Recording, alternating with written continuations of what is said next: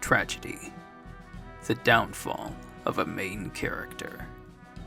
The character in question? The convict, the myth, the legend. Tychus Findlay. He's gruff, yet charming, selfish, yet caring, blue, but yellow. He's over the top, yet so real. I thought it was just about the money with you, Tychus. Nothing says I can't do my part for humanity and get paid well for my trouble. And just like reality, he died before his time, before he could truly change. And while Donnie Vermillion was able to make a comeback in the comics, Tychus had no such luck. Unless you count co-op, but that's not canon.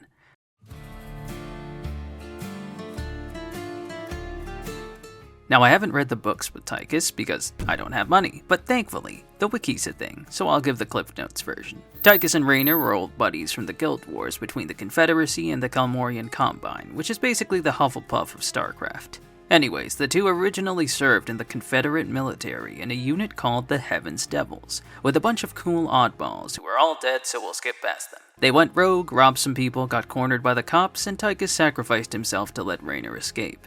It was reportedly the first noble thing he'd done in his life.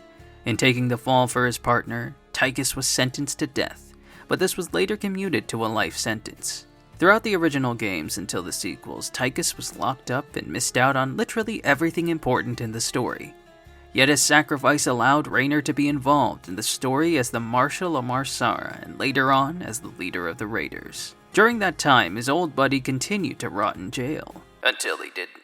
We'll get back to the intro for Wings of Liberty, because it basically spoils a big chunk of Tychus' story with the audio. Also, fun fact, the concept for a Marine character like Tychus existed back in the development for Starcraft 1, but they never got around to making him until the sequels. So that's pretty cool.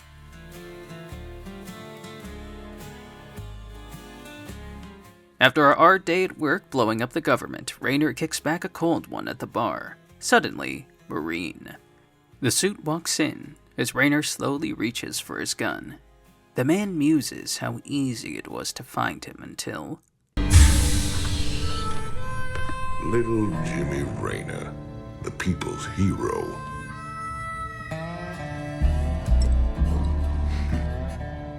Tychus Findlay. Nice suit. The old friends trade banter. Call me curious, but how'd you get out? Well, I busted out of my cryo freezer while they were transporting me to New Folsom. Oh, I must have killed at least a dozen guards with my bare hands. Yeah, I've heard this one before. But you left out the part where you walked on water and made off with the warden's daughter. Kinda reminds me of a certain someone. Anywho, Tychus propositions Raynor, not like that, about stealing a magic rock from the government. Considering later developments, it's funny how much this random convict contributes to the fate of the galaxy. During the job, the Dominion battles the Marsara rebels, leading to the first of many disagreements between the old partners. That'll keep the Dominion off our backs. Those folks need our help, Tychus. There's no way we're leaving them to rot. Tychus is used to fending for himself, while Raynor fights for others. After facing the Bunker of Death, the dynamic duo snatches the artifact and prepares to leave the planet. What was it like, Jimmy? Fighting them Zerg? All the scrapes we were in back in the day, all the narrow escapes, none of it compares to how terrible they are, Tychus. You don't know what real fear is till you got 1,000 of these sons of bitches barreling down on you. Interestingly, Tychus serves as the fish-out-of-water character, someone unused to the setting around them who has to be filled in on stuff. Now, usually these characters tend to be on the younger side, but instead, grizzled old Tychus is the audience surrogate for new players and serves as a way to get filled in on stuff like the Zerg and the Protoss.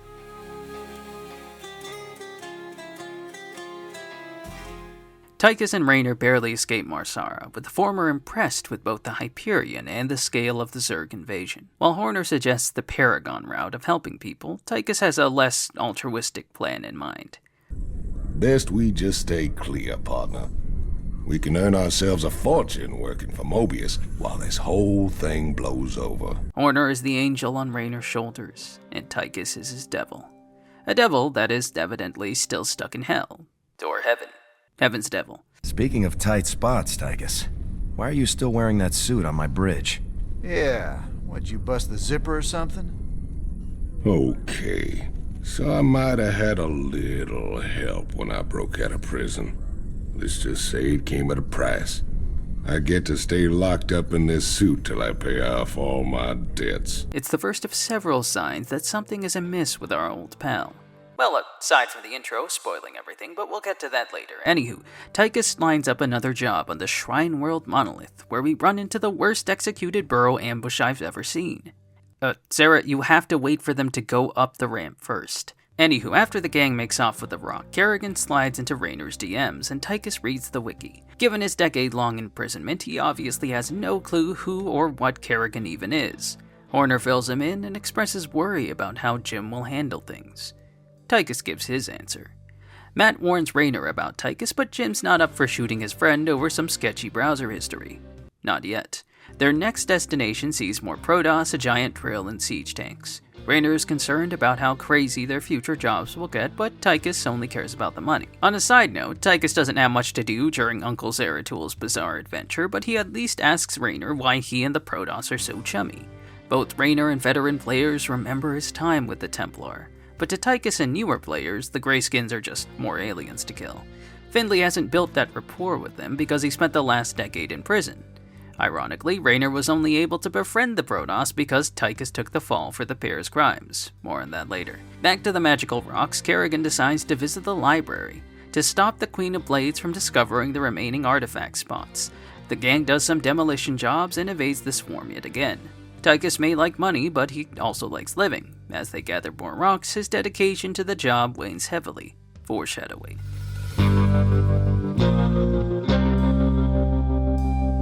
In between the quest for the magic rocks, the raiders have other errands to run. While Findlay would rather lay low, neither Raynor nor Horner are willing to leave the fringe worlds to the Zerg. Responding to the distress calls of Dr. Hansen, the raiders stick it out for the colonists several times. Tychus is not impressed. You going sweet on that doctor lady, Jimmy. Can't see why else we'd keep fighting for these damn dirt farmers. Heartless, but understandable. Tychus can't afford to become Zerg Chow before he gets paid, and every side job is another risk. As it is, the situation is dire. Terran space is no longer safe, and the only suitable world is on the edge of Protoss space. When Executor Selendis detects the Zerg virus amongst the Agrians, Raynor has to make a choice. In the idealistic ending of Safe Haven, Raynor takes on the Protoss to buy Dr. Hansen time to make a cure to the Zerg virus. Tychus does his usual ribbing about Jim having no game, and they move on. Side note, he actually does have game. Before Kerrigan, he was married with a son, but they both died. Or did they? In the more realistic ending of Haven's fall, Tychus helps Raynor destroy the infested colony. I want anyone that leaves the ship wearing a suit. Last thing I need is more people getting infested. They infest Marines too, brother. My orders still stand. Shouldn't be a problem for you though, Tychus. After Jimmy puts down the good doctor, Tychus points out that they couldn't have foreseen how bad the situation would get, and even tries to be optimistic about the outcome. Besides, I'm sure your Protoss buddies are real proud of you. It was our own mess to clean up. I don't give a damn what the Protoss think. Mr. Findlay might act like and be a mean old drunk, but beneath that hardened shell he does have a heart. Hopefully he doesn't give out from all the cigars.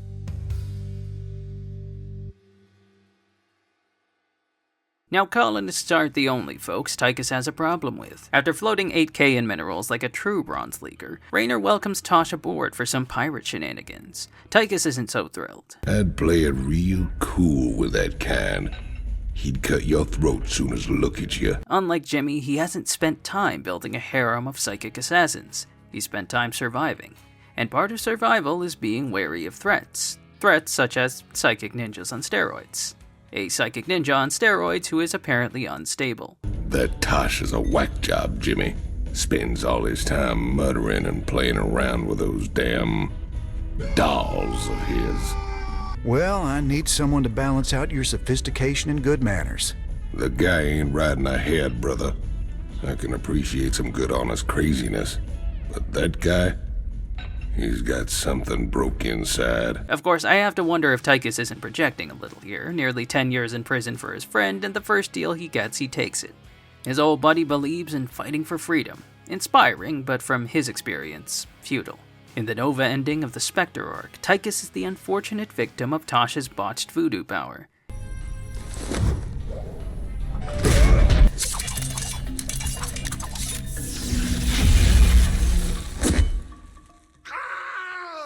Afterwards, Tychus teases Jimmy about yet another missed opportunity with Nova, much to the chagrin of the Jim Nova shippers. Are there Jim Nova shippers? I always figured his favorite ships would be like Kerrigan or Phoenix. In the Tosh ending, Tychus further expresses doubt about working with Tosh, but Jim believes they deserve a shot at freedom. It's yet another instance of how much their paths have diverged. Raynor spent the last 9 years fighting for the little guy, freeing the oppressed, while Tychus spent the past decade fending for himself. He's not at liberty to blindly trust other people, especially psychic assassins who could potentially read his mind.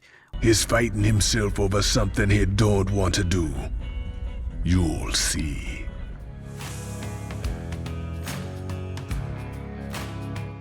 In between Raynor's charity and piracy, Tychus also gets a chance for some good old-fashioned train robbing. As they did during the Guild Wars, Tychus and Jimmy hit several lucrative locomotives, much to the former's enjoyment. Check it out, Jimmy. Dominion started sending escorts to protect the trains. As they muse over old memories, I can't help but be reminded of another comrade of Jimmy's. Tychus is no Phoenix, but the two would have been good pals. Damn, Jimmy. Are those vulture bikes? After they beat up some mercs, Tychus asks about Mengsk, to which Raynor explains that he once trusted him, before the man's ambition destroyed Tarsonis, Kerrigan, and Jim. Foreshadowing. As part of their plan to broadcast Mengsk's very unpeaceful acts to the Dominion, Matt plans on hijacking the Odin, basically the Bismarck of the 26th century. Big and weak to planes. Cool as hell nonetheless. Engine of Destruction is actually one of my favorite escort missions. I know, escort missions suck. But thankfully, this one sucks less, as our objective is a giant death robot and not a slow-moving truck. SCV ready. It can fight back at least, and add in Tychus' one-liners, and you've got one hell of a mission. If you ain't gonna tell me not to have a little fun, I'm gonna have a little fun. Oh, here I go. I'm gonna take me a little break. Good thing I brought me some liquid refreshment. Just wake me up when you're all ready. I reckon a small nuke ought to do it. After his rampage, Tychus returns to the ship, at which point Matt reveals that he scanned his suit. Raynor tells Horner to get a life, but Matt reveals something unsettling. Findlay's suit is a death trap. With the push of a button, it will shut down his vital organs. While the pair speculated might be Mobius, one can only wonder who designed the armor, and why Tychus is sealed inside. And that's all they say about his suit until the ending.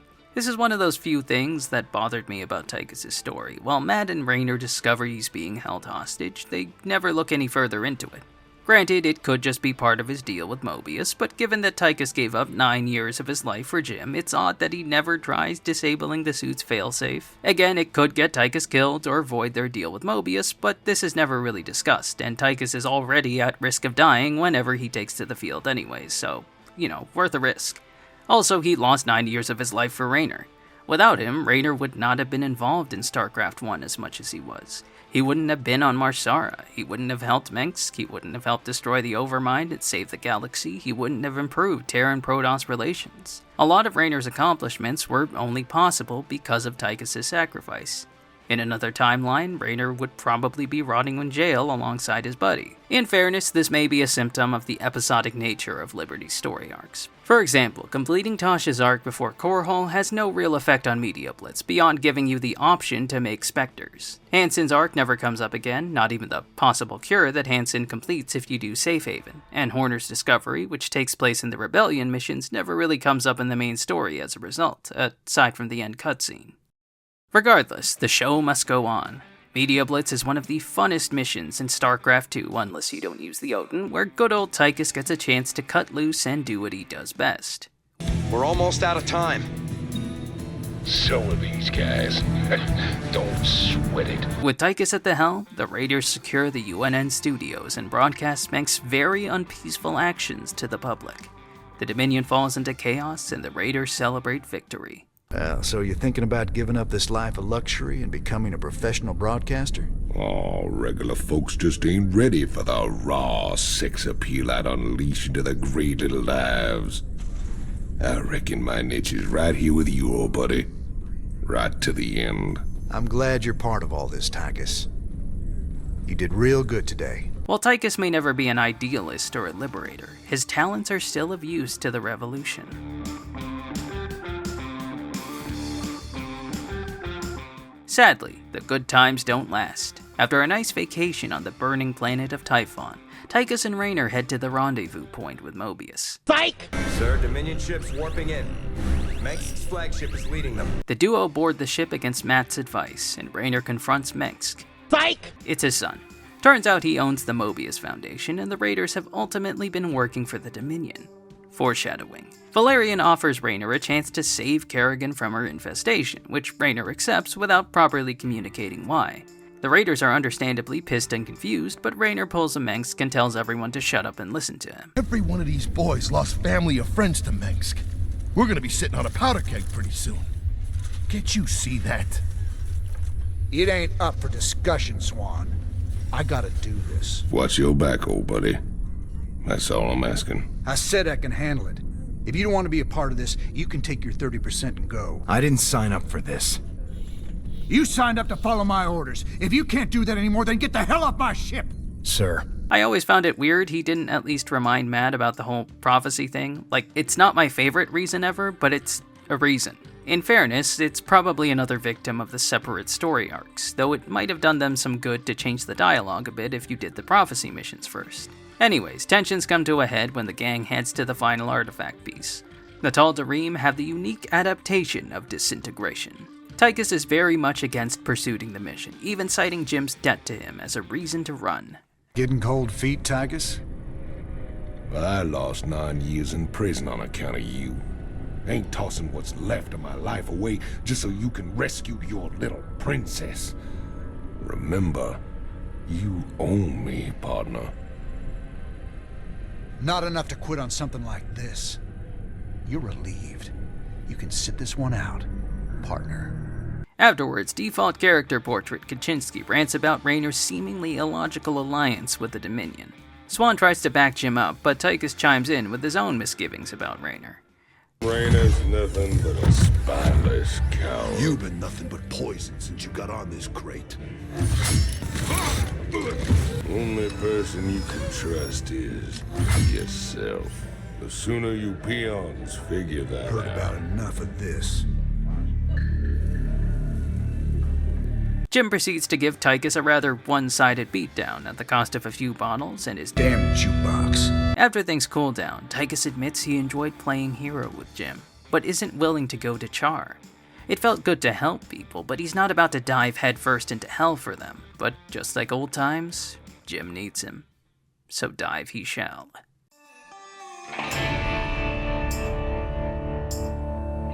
With the crew prepared, the Terran fleet invades the most heavily infested planet in the sector. They all die horribly. Well, most of them.